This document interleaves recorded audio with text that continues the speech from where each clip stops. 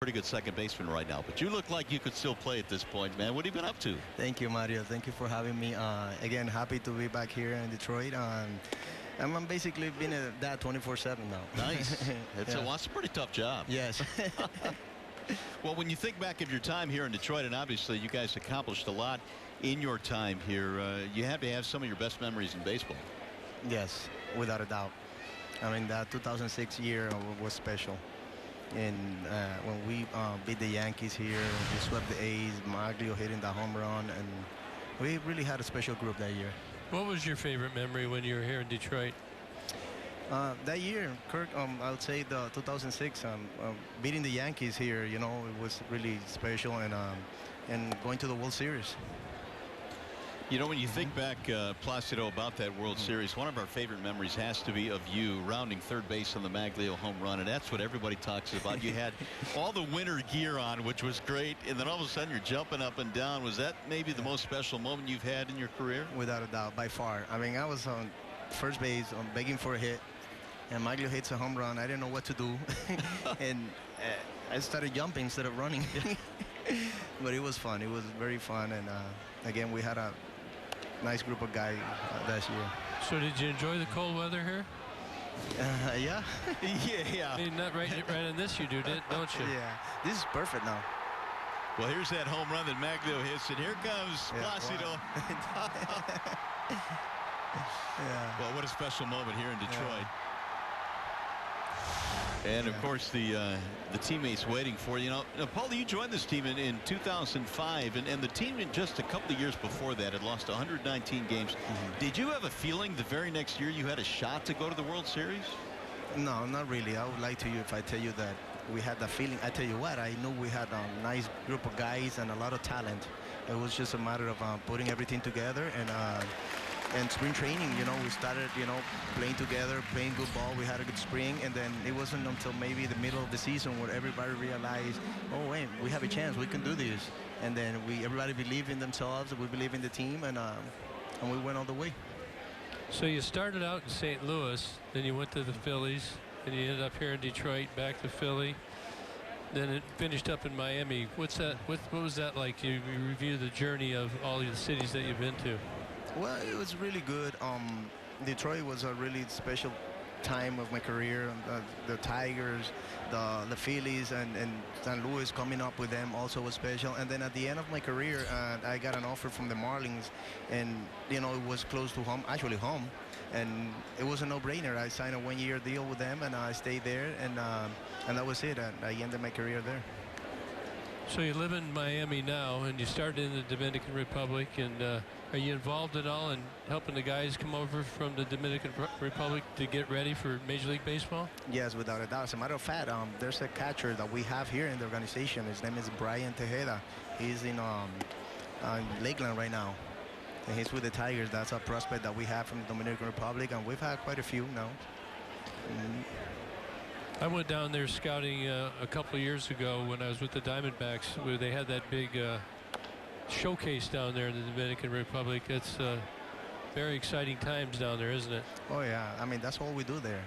We live and die baseball there. So, Placido, be honest here now. What kind of a coach was Kirk back in 2005?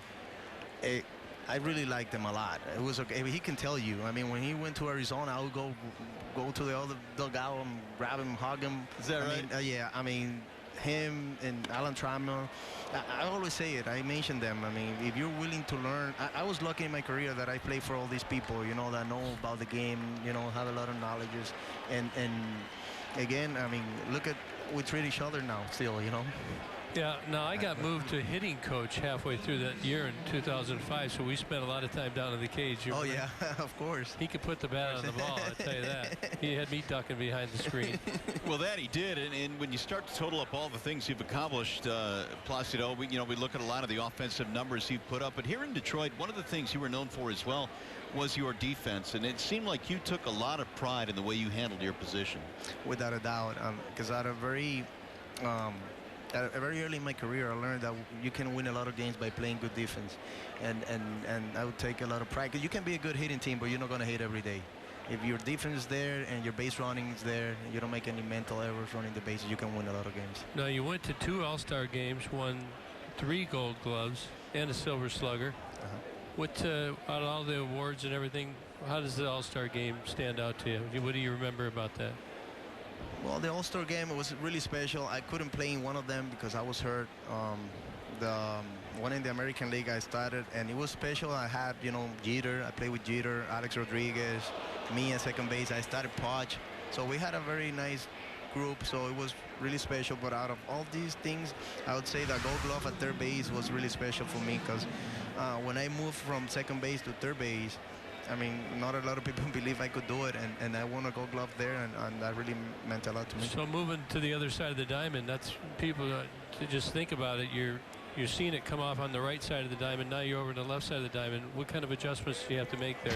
Well, less time to react, and nothing. You gotta treat that position basically like a goalie, you know, like right and left. You can really charge like you do in second base or shortstop. But I played third base in college 1 year, and with St. Louis Cardinals I played 1 year also. So that kind of, I had the base there.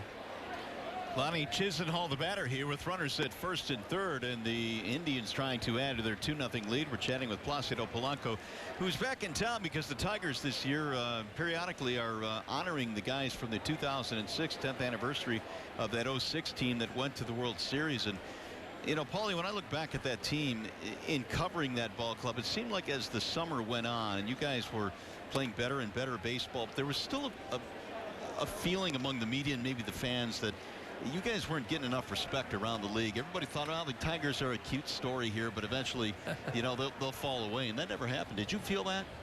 Well, yeah, but remember, because we had a lot of young guys, you know, we had Rodney starting basically his career, and Verlander, and Sam Bunderman, and, you know, Sumaya. Yeah. So a lot of people really didn't believe it was, you know, long-term, a long-term deal that we had. And nothing. It was not, like I said, in the middle of the season we had played enough games together, and we knew, you know, everybody felt it. I mean, hey, we have a chance here, let's go do it, and nothing stopped us. We just kept going, and but the fact that we really care about each other, we had a really good chemistry. I think that was huge, and the support that we got from the fans, it was huge, tremendous. So all those together, you know, really helped. Well, that's going to get by Moya, and it's going to roll all the way to the wall. 1 run will score, and maybe 2. Here comes Uribe rounding third. He will score it all the way to third base. Goes Lonnie Chisenhall, and the Indians now have a 4-0 lead. That's a light ball right there. Moya got over there in position. Ball got in the lights, and he never saw it. Well, Placido, one more before we let you go. You touched on the fans here, and certainly it was electric during the postseason, but you know, even during the regular season, the crowds were large here at Comerica Park. And how much did you feed off the fans here in Detroit?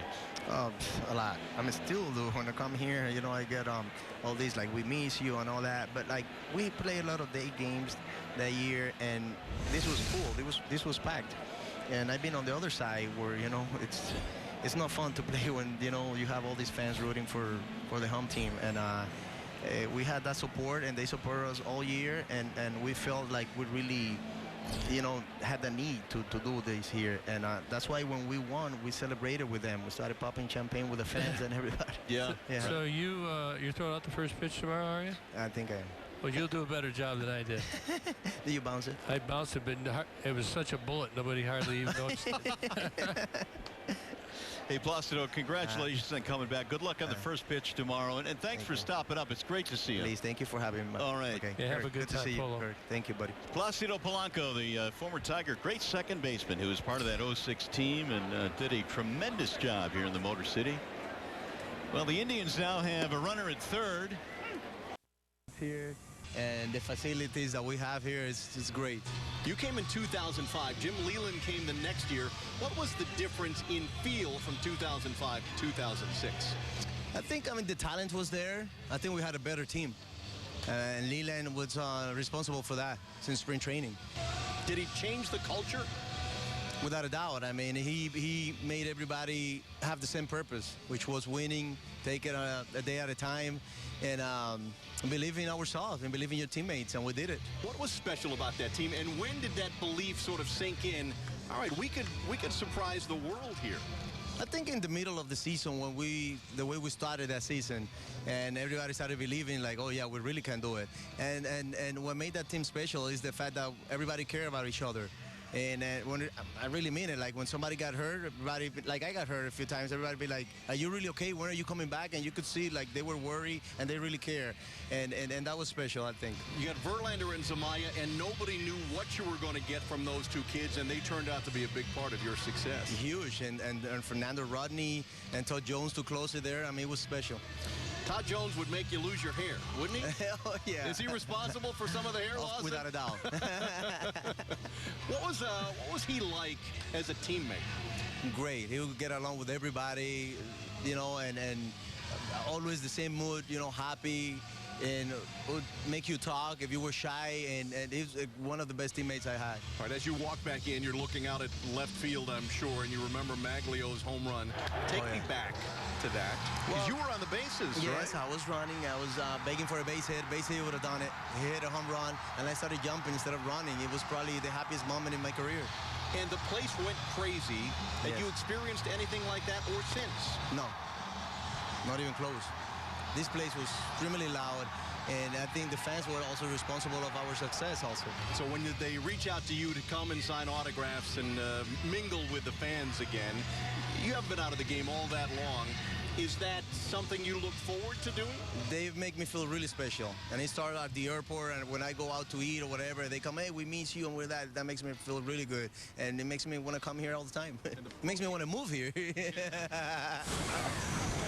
Well, he lives in Miami, and I think he's okay with pretty much what Miami life has become now that he is in retirement. But, man, that smile, that's probably the burning memory that we have from Paulie's days here in Detroit.